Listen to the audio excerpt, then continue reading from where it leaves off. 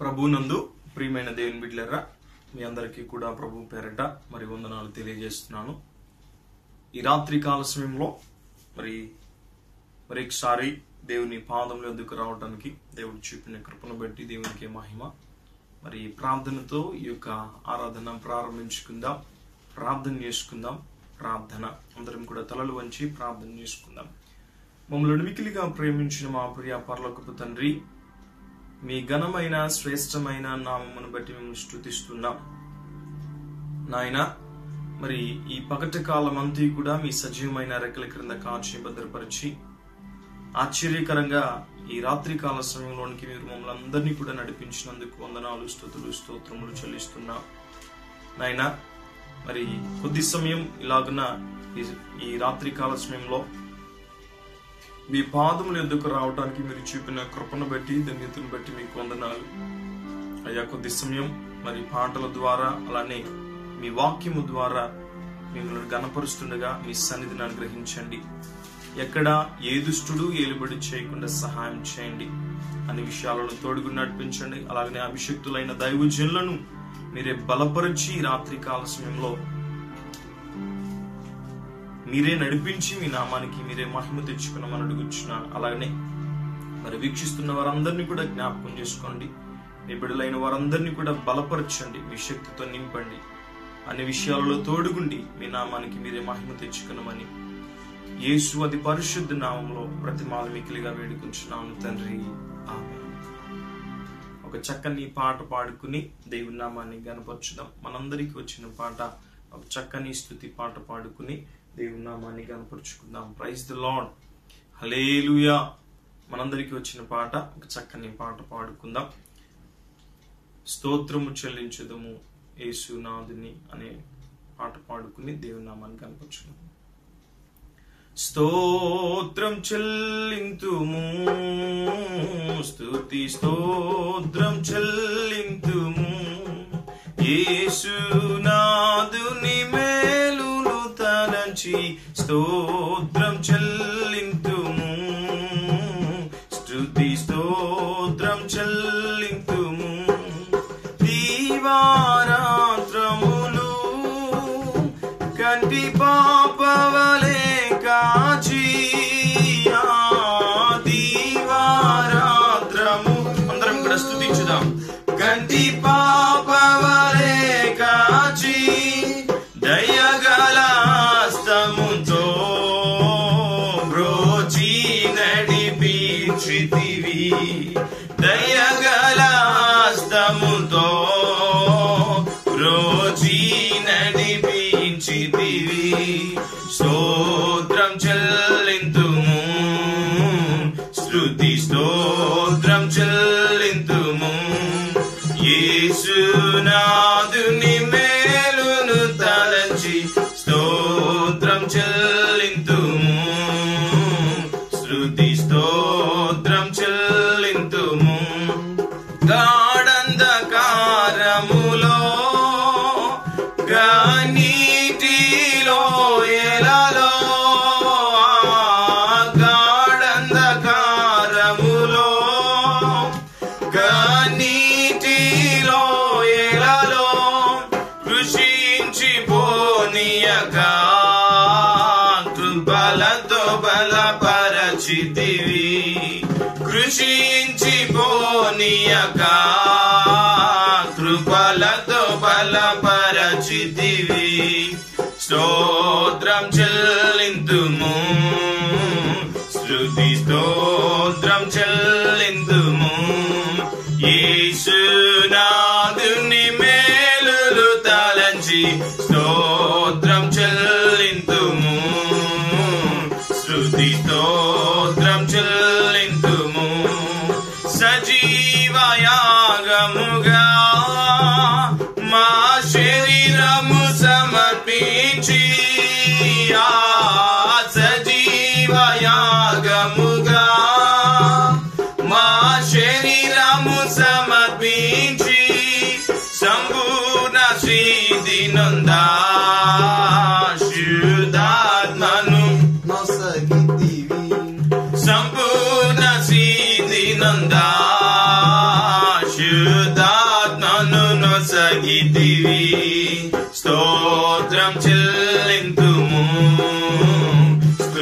స్తోత్రం చెల్లింతుము.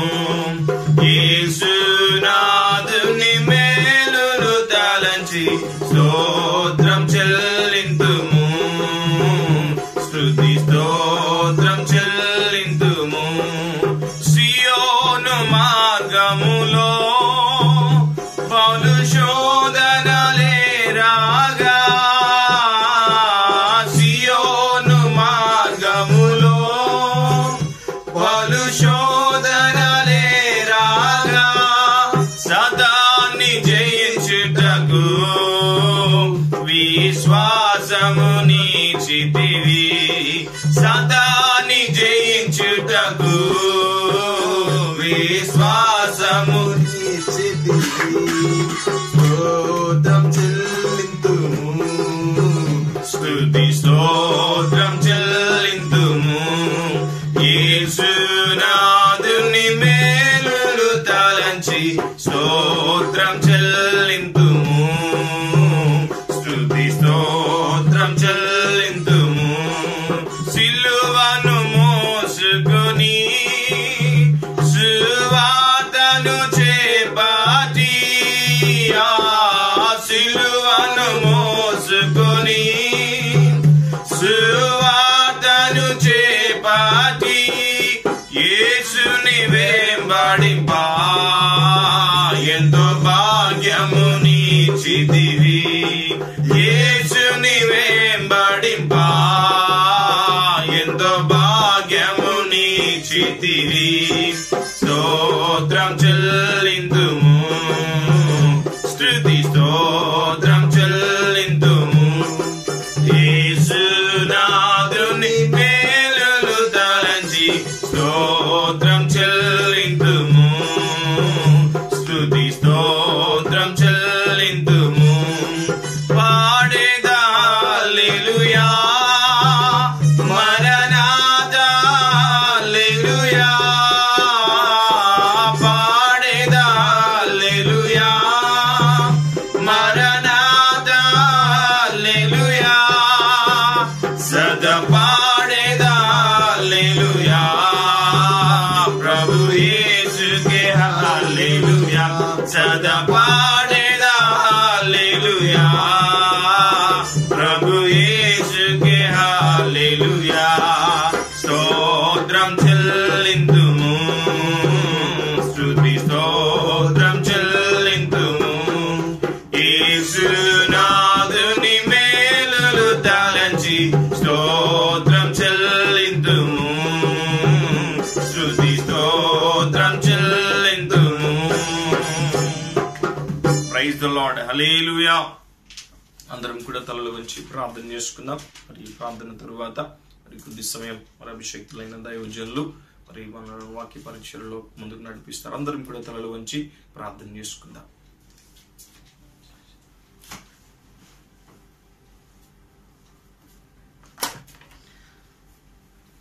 ప్రార్థన. పరిశుద్ధుడైన తండ్రి, ప్రేమించిన ప్రభు, సకల ఆశీర్వాదములకు కారణభూతుడైన దేవ, ఇంతవరకు మీ సన్నిధిని మాతో కూడా ఉంచినందుకు స్తోత్రములు, మహిమ ఘనతలు మీకు చెల్లిస్తున్నాం. ఎంతగా స్తుతులు పాడిన మీ రుణం తీర్చుకోలేదు నాయన. కొద్ది సమయం మీ వాక్యం ధ్యానిస్తుండగా అల్పుడను మీద ఆశను మరుగు చేసి మీ మాటలు నా నోట ఉంచండి. మీ సన్నిధిని మాతో ఉంచండి. సమస్త చీకటి కార్యాలను బంధించి లాయపరుస్తూ యేసు నామమున వేడుకొంచున్నాము తండ్రి. ఆమేన్. ప్రభునందు ప్రియులారా, ఎవరు కూడా నిర్లక్ష్యంగా ఉండొద్దు. ఎందుకంటే దేవుని వాక్యం మన దగ్గరికి వస్తున్నప్పుడు దాన్ని మనం తీసుకోవాలి. దేవుని వాక్యం మన దగ్గరికి వస్తున్నప్పుడు దాన్ని ఎవ్వరు కూడా నిర్లక్ష్య పెట్టొద్దు.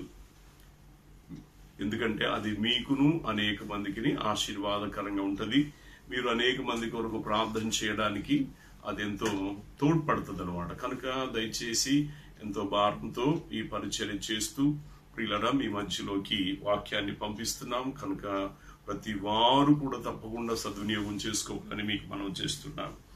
ఈ రాత్రి అంటే చెప్పడానికి చాలా విషయాలు ఉన్నాయి, కానీ కొన్ని మాటలు నేను క్లుప్తంగా చెప్పి త్వరగా ముగిస్తాను. పరిశుద్ధ బైబిల్ గ్రంథములో నుండి ఇర్మియా గ్రంథం, ఇర్మియా గ్రంథాన్ని చదువుకుందాము. ఇర్మియా గ్రంథము 25వ అధ్యాయం 32, 33 వచనాల్ని చదువుకుందాం. సైన్యములకు అధిపతియగు యెహోవా ఇలాగు సెలవిచ్చుచున్నాడు, జనము నుండి జనమున కీడు వ్యాపించుచున్నది, భూదిగంతముల నుండి గొప్ప తుఫాను బయలు వెలుచున్నది. ఆ దినమున యెహోవా చేత హతులైన వారు ఈ దేశము యొక్క ఈ దిశ నుండి ఆ దిశ వరకు కనబడుదురు. ఎవరునూ వారిని గూర్చి అంగలార్చరు, వారిని సమకూర్చరు, పాతి పెట్టరు. పెంటవలే వారి శవములు నేల మీద పడియుండును. మంద కాపరులారా, గోలలెత్తుడి, మొరపెట్టుడి.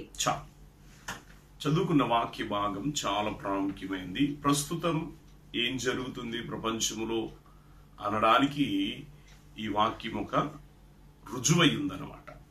ప్రియులని ఎందుకు చూడండి, ఇక్కడ మనం గమనించవలసినటువంటి ప్రాముఖ్యమైనటువంటి విషయం ఏంటంటే, కీడు వ్యాపించుచూ ఉన్నది అని రాయబడింది. ఎందుకు భూమి మీద కీడొస్తా ఉంది, ఎందుకు ప్రపంచం మీద కీడొస్తా ఉంది అని మనం ఆలోచించడం చాలా ప్రాముఖ్యమైనది. రెండవది, అక్కడ మనం చూస్తున్నాం కదా 33వ వచనం, ఆ దినమున యెహోవా చేత హతులైన వారు ఈ దేశము యొక్క ఈ దిశ నుండి ఆ దిశకు కనబడుదురు. ఎవరును వారిని గూర్చి అంగలార్చరు, వారిని సమకూర్చరు, పాతి పెట్టరు. పెంటవలి వారి శవములు నేల మీద పడియుండును. ప్రియులారా, ఎంత భయంకరమైనటువంటి విషయం ఇది! ప్రవచనాత్మకమైనటువంటి వాక్యం. చూడండి, ఎంత భయంకరమైన స్థితిని మనం చూస్తున్నాం. ఈ దిశ నుండి ఆ దిశ వరకు చూడండి, శవాలు ఎక్కడికక్కడే శవాలు కనబడుతాయని దేవుని యొక్క వాక్యం సెలవిస్తా ఉంది. ప్రియులరా, మనం బాగా వారిని గూర్చి అంటే ఎంతమంది చనిపోయిన వాళ్ళ గురించి అంగలార్చేటటువంటి వారు ఎవ్వరు ఉండరు అని దేవుని వాక్యం సెలవిస్తా ఉంది. ప్రియులరా, ఒకప్పుడు ఎవరైనా గ్రామంలో చనిపోతే ఆ గ్రామం అంతా అన్ని పనులు బంద్ అయిపోయి బయటికి వెళ్ళడం మానేసి ఎంతో సింపతి ఉండేది. ఈ రోజున ఎంత విలువ ఉన్నటువంటి వ్యక్తి అయినా, ఎంత ఎడ్యుకేటెడ్ అయినా, నాయకుడైనా, ప్రియులను ఎన్ని ధనధాన్యాలు పేరు ప్రఖ్యాతులు సంపాదించినటువంటి వ్యక్తి అయినా చనిపోతే కనీసం శవం దగ్గరికి వెళ్లే ఛాన్స్ కూడా లేదు. కప్పెట్టుకుంటానికో దహనం చేసుకుంటా కూడా మనస్ఫూర్తిగా కూడా ఛాన్స్ లేదు. ప్రియులను మనం చూస్తా ఉన్నాం ఎంత భయంకరమైన పరిస్థితిని ప్రపంచ దేశాలన్నిటిలో మనం చూడగలుగుతున్నాం. కనుక ఇక్కడ ఎంత స్పష్టంగా చెప్తున్నాడు, అంగలార్చువారు ఎవ్వరు కూడా ఉండరు. సమకూర్చే ఆ డెడ్ బాడీలను కూడా సమకూర్చే వాళ్ళు కూడా ఉండరంట. ఎందుకంటే ఆ తెగులు అలాంటిది, ఆ నాశనం అలాంటిది, ఆ విపత్తు అలాంటిది. కనుక దయచేసి ఆలోచించండి. ఇప్పుడు మనం చూస్తున్నాం, ఒకవేళ మనిషి వ్యాధి వచ్చిన మనిషే కలిసి ఉండడానికి ఛాన్స్ లేదు. ఇంకా డెడ్ బాడీ దగ్గరికి వెళ్లే ఛాన్స్ ఎక్కడుంది? ప్రియులని ఎంత భయంకరమైనటువంటి దినాలు వచ్చినాయో ఒకసారి మనం ఆలోచించవలసినటువంటి విషయం. ఎంత భయంకరమైనటువంటి పరిస్థితులు ఇక్కడ మనం చూస్తా ఉన్నాం. దేవుని వాక్యం ఎంత స్పష్టం. వాళ్ళ గురించి ఏడ్చేవాళ్ళు ఉండరు, ఆ డెడ్ బాడీని సమకూర్చేటటువంటి వారు ఎవరు ఉండరు, వాళ్ళ పాతి పెట్టడానికి కూడా ఛాన్స్ లేదంటున్నాడు. అంటే శవాలు పడేయటమే. ప్రియులరా, శవాల్ని కాకులు పీక్కు తింటాయో, పక్షులు పీక్కు తింటాయో, మరి పురుగులు తింటాయో తెలియదు. ప్రియుల శవాలను పడేయటమే. ఈ దినాల్లో కూడా అలాంటి పరిస్థితిని మనం చూస్తున్నాం. యావత్ ప్రపంచంలో అంటే కప్పెట్టలేని పరిస్థితిని మనం చూస్తున్నాం.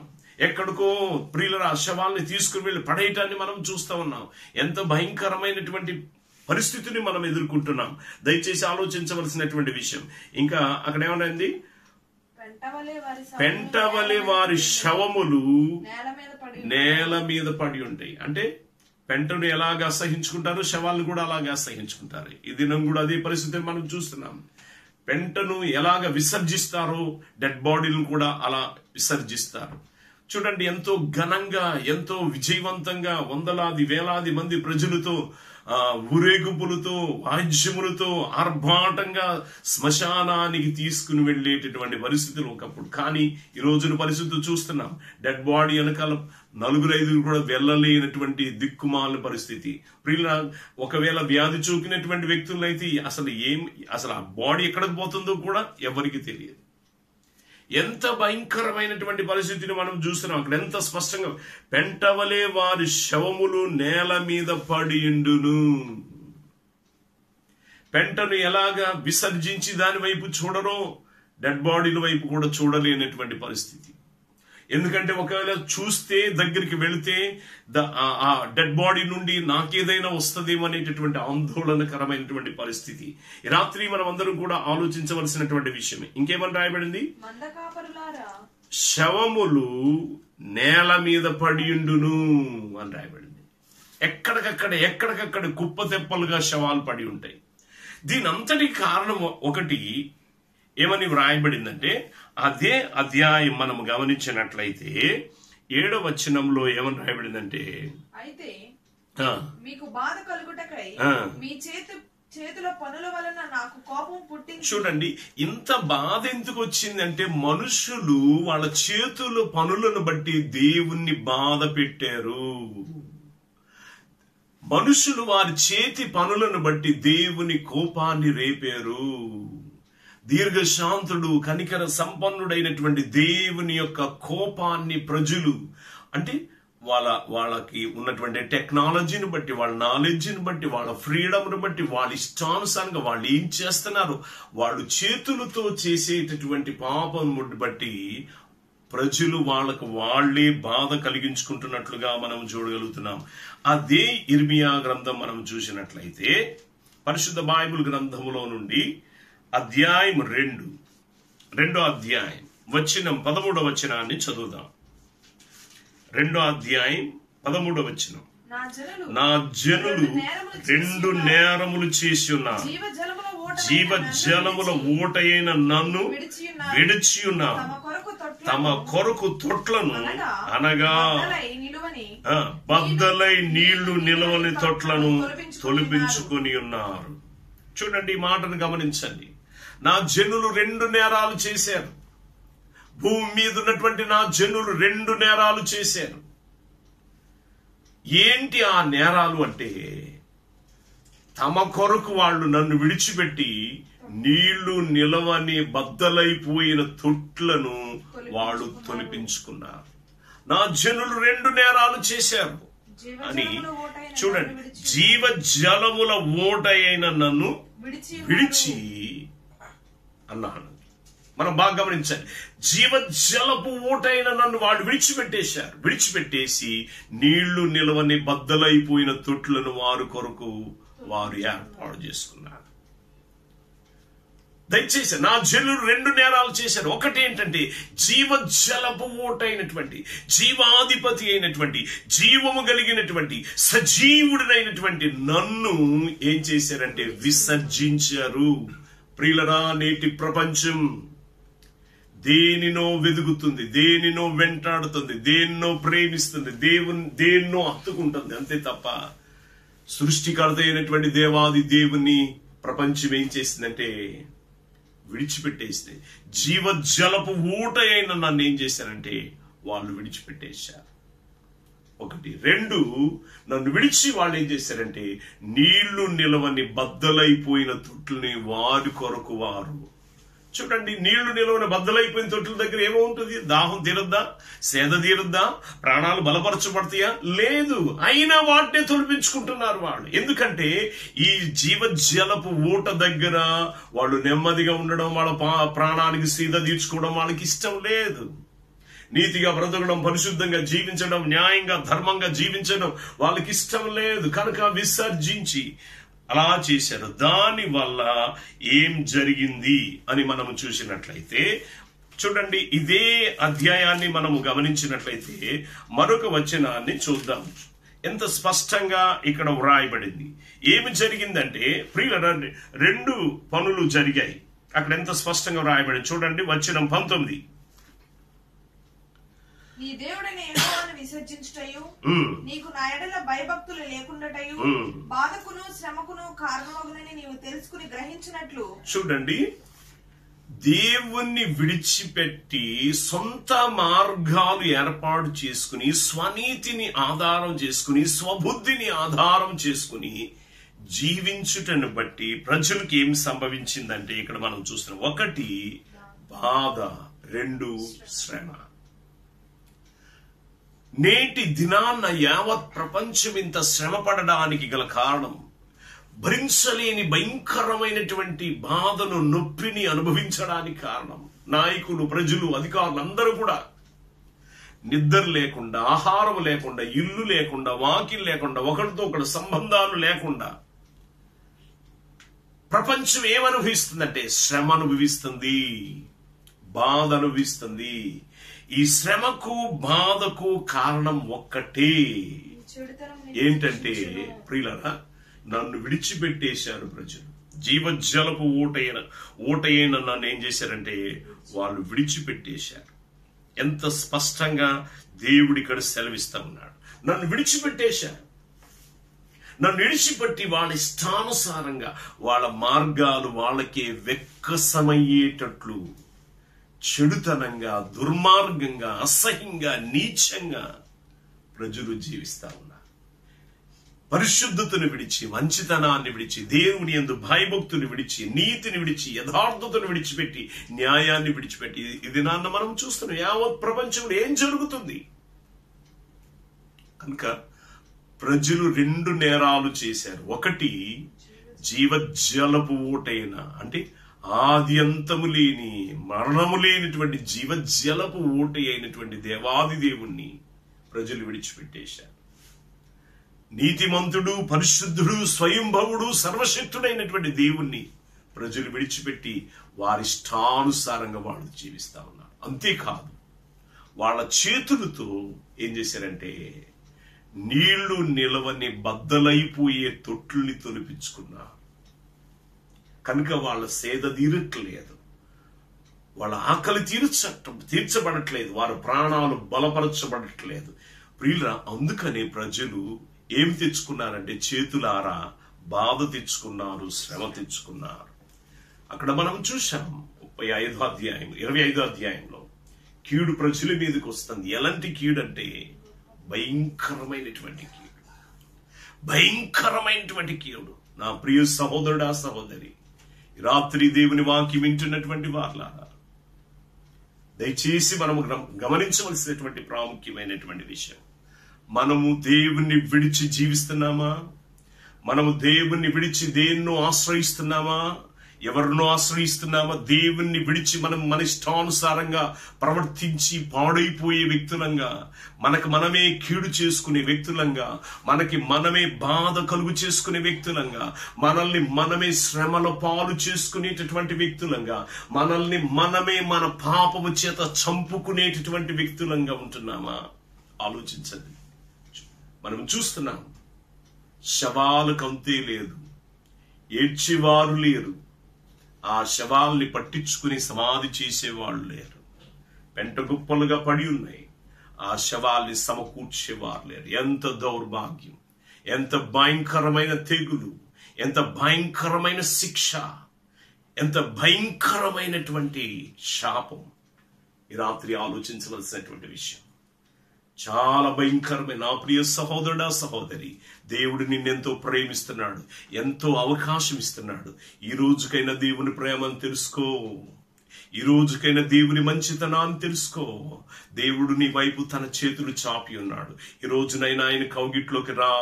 నీ నిర్ణయాలు మార్చుకో, నీ తలంపులు మార్చుకో, నీ నడవడికను మార్చుకో, నీ మాటలు మార్చుకో, నీ పద్ధతులు మార్చుకో, నీ తలంపులు, నీ ఆలోచనల సరళి మార్చుకో. చాలా ప్రాముఖ్యమైనది. లేనట్లయితే భయంకరమైన పరిస్థితుల్ని మనం ఎదుర్కోవాల్సి వస్తుంది. దయచేసి ఆలోచించండి. దీనికి అంతం ఒక్కటే. అక్కడ ఏమంటున్నాడు చూడండి. ఆ వచనాన్ని చదివాం కదా, 25వ అధ్యాయం తర్వాత వచనాన్ని. మందకాపరులారా గోలెత్తండి, మొరపెట్టండి. చాలు. మందకాపరులారా, దైవ జనాంగమా, దేవుని సేవకులారా, సంఘాల్ని కాచే కాపర్లారా, సువార్తను ప్రకటించేటటువంటి వారులారా, సువార్తను వినేవారులారా, దేవుని కొరకు సాక్షులై ఉండే వారులారా, మీరందరూ ఏం చేయాలండి? గోలెత్తండి, మొరపెట్టండి. కనుక దేవుని బిడ్డ దేశం కొరకు ప్రార్థించు, దేవుని బిడ్డ రాష్ట్రం కొరకు ప్రార్థించు, మనం ఉన్నటువంటి ప్రదేశం కొరకు ప్రార్థించు, యావత్ ప్రపంచం కొరకు రోధించు, మొరపెట్టు. ప్రభువా, ఈ పరిస్థితుల నుండి విడిపించమని అంగలార్చు. అక్కడెంత గోలెత్తండి, మొరపెట్టండి. కనుక మనందరం చేయవలసినటువంటి పని ఒక్కటే. ఏం చేయాలంటే మొరపెట్టాలి, గగ్గోలు పెట్టి దేవుని సన్నిధిలో ఏడవాలి. అదే స్వస్థత, అదే సమాధానం, అదే విడుదల, అదే పరిష్కార మార్గం. ఇంకా దాన్ని మించిన మెడిసిన్ లేదు, దాన్ని మించినటువంటి లాక్డౌన్ లేదు ప్రియులను, దాన్ని మించినటువంటి కస్టడీ, నిర్బంధం ఇంకేది లేదు, దాన్ని మించిన ప్రాయశ్చిత్తం ఏది లేదు. ఒక్కటే ప్రాయశ్చిత్తం. ప్రభువుని ఎరిగినటువంటి వారు, దేవుని ప్రేమ ఎరిగినటువంటి వారు అందరూ కూడా ఏం చేయాలంటే యావత్ ప్రపంచం కొరకు రోదన చేయాలి. అక్కడ గగ్గోలు పెట్టాలి దేవుని సన్నిధిలో, మొరపెట్టాలి దేవుని సన్నిధిలో. అప్పుడే దేవుని సమాధానం కలుగుతుంది, అప్పుడే దేవుని స్వస్థత ప్రజల మీదకి వస్తుంది. రాత్రి దేవుడు తప్ప ప్రియులు దీన్ని అడ్డుకునేవాళ్ళు, దీన్ని పరిష్కరించేవాళ్ళు, దీన్ని నిర్బంధించేటటువంటి వారు ఇంకెవ్వరు కూడా లేరు. ఈ రాత్రి నా ప్రియ సహోదరుడ, సహోదరి, పరిస్థితులు మనం చూసి బాధపడడం కాదు, దిగులు పడడం కాదు, మంచం ఎక్కడం కాదు, విచారపడడం కాదు, కలవరపడడం కాదు, కన్నీరు విడవడం కాదు. ఏం చేయాలి తెలుసా? గగ్గోల పెట్టి దేవుని సన్నిధిలో ప్రార్థించాలి, మొరపెట్టాలి. ఆ పని చేద్దామా? దేవుడి మాటలు దీవించును గాక. ప్రార్థన చేసుకుందాం. పరిశుద్ధుడైన తండ్రి, ప్రేమించిన ప్రభువా, ఈ రాత్రి మరొకసారి మీ పాదములు ఎందుకు వస్తున్నాము నాయన. మా దేశం నిమిత్తం, మా రాష్ట్రం నిమిత్తం, యావత్ ప్రపంచం నిమిత్తం, ప్రజలందరి నిమిత్తం మీ పాదములు ఎందుకు వస్తున్నాము. క్షమించండి స్వామి, నా జనులు 2 నేరములు చేసి ఉన్నారని మీరు సెలవిచ్చారు. వారి చేతులతో చేసే పాపమును బట్టి నాకు కోపం పుట్టిస్తా ఉన్నారు. జీవజలపు ఊటనైన నన్ను వారు విసర్జించున్నారు. నీళ్లు నిలవని తొట్లను వారు కొరకు తొలిపించుకుని వారు వృధాగా ప్రయాసపడతా ఉన్నారు. వారు బాధ తెచ్చుకుంటున్నారు, వారు శ్రమ నొందుతున్నారు అని సెలవిచ్చిన ప్రభువా, నేటి దినాల్లో మేము చూస్తూ ఉన్నాం. ప్రపంచమంతా ఎంత శ్రమ నాయన, ప్రపంచమంతా ఎంత బాధ తండ్రి. నాయకులు బాధపడుతూ ఉన్నారు, అధికారులు బాధపడుతూ ఉన్నారు, ప్రజలందరూ బాధపడుతూ ఉన్నారు, భరించలేకపోతా ఉన్నారు నాయన. అయ్యా, ప్రసవించే స్త్రీ పడే నొప్పుల కంటే అధికమైన నొప్పులు యావత్ ప్రపంచ దేశాలన్నిటికీ కలుగుతా ఉన్నాయి. వేదన భరించలేనిటువంటిది నాయన. ఈ రాత్రి మీ పాదములు ఎందుకు వస్తున్నాము నాయన. కనికరించండి, కనికరించండి అయ్యా. మీకు స్తోత్రములు చెల్లిస్తున్నాను అయ్యా. ప్రార్థనే పరిష్కారం, ప్రార్థనే అడ్డుకట్టు నాయన, ప్రార్థనే ప్రాయశ్చిత్తం నాయన. అంతకు మించింది ఏది లేదు నాయన. గోలెత్తమని మీరు సెలవిస్తున్నారు, మొరపెట్టమని మీరు సెలవిస్తా ఉన్నారు అయ్యా. అయ్యా అయ్యా అయ్యా, ఈ రాత్రి మరొకసారి మీ పాదములు ఎందుకు వస్తున్నాము నాయన. నేను మేమందరము దయచేసి జ్ఞాపకం చేసుకోండి అయ్యా. అయ్యా, మీరు కనికరించమని ప్రార్థిస్తున్నాను నాయన. ప్రార్థించిన మోషే తండ్రి ఆ తెగులు కడ్డుపడ్డట్లు ప్రభా, ప్రార్థించే వాళ్ళే ఎదుర్కొనే వాళ్ళని మీరు సెలవిచ్చారు. మీకు వందనాలు అయ్యా. శవాలు పెంట కుప్పలవలే ఉంటాయి, ఎవరు వాటిని సమకూర్చేవారు ఉండరని సెలవిచ్చారు నాయన. అయ్యో ప్రభువా, కనికరించమని ప్రార్థిస్తున్నాను నాయన. ఎంత ఘోరాతి ఘోరమైన స్థితిని మేము చూడగలుగుతున్నాం అయ్యా. ఈ పరిస్థితి నుండి దేశాన్ని, రాష్ట్రాన్ని, యావత్ ప్రపంచాన్ని విడిపించండి. మా పరిసర ప్రాంతాలన్నిటిని కూడా జ్ఞాపకం చేసుకోమని మీ దాయగలిగిన స్థాలకు అప్పగించుకోవచ్చు. ఓ, మాలో అందరూ కూడా గోలెట్టేవారుగా, మొరపెట్టేవారుగా, గగ్గోలు పెట్టి రోధించి ప్రార్థించేవారుగా ఒక తీర్మానం చేసుకోవడానికి సహాయం చేయి. దేశములో, రాష్ట్రములో, ప్రపంచంలో నెమ్మది కలిగే వరకు, స్వస్థత కలిగే వరకు ఓ తండ్రి, మొరలు ఆపకుండా, గగ్గోలు పెట్టడం ఆపకుండా, అంగలార్చడం ఆపకుండా తండ్రి, ప్రతి ఇంట్లో, ప్రతి హృదయంలో ధ్వనించే ప్రార్థన ఉండడానికి సహాయం చేయి. యేసు నామమున అడుగుచున్నాము తండ్రి, ఆమేన్. తండ్రి, కుమార, పరిశుద్ధాత్మ దేవుడు ప్రార్థించే ఆత్మను, మొరపెట్టే ఆత్మను, గగ్గోల పెట్టే ఆత్మను దేశం మీద, రాష్ట్రం మీద, యావత్ ప్రపంచం మీద కుమ్మరించి ఈ భయంకరమైన బాధకు, శ్రమకు ప్రాయశ్చిత్తమును కలుగు చేసి మహిమ, ఘనత, ప్రభావాలు పొందుకొనుగాక. ఆమేన్. అందరికీ వందనాలు. ప్రియులరా, ప్రార్థించండి. ఎవ్వరు కూడా ప్రార్థన ఆపొద్దు. యావత్ ప్రపంచం కొరకు గగ్గోలు పెడదాం. మనన్న ఇళ్లలో, మన గుండెల్లో రోదిద్దాం, ప్రార్థన చేద్దాం, ఎలుగెత్తి మొరపెడదాం. దానికంటే మెడిసిన్ ఇంకేది లేదు, దానికంటే లాక్డౌన్ ఇంకేది లేదు. ప్రియులారా, దయచేసి గమనించండి. అప్పుడే దేశంలో, ప్రపంచంలో, రాష్ట్రంలో, మన కుటుంబాల్లో నెమ్మది చూడగలుగుతాం. ప్రార్థించండి.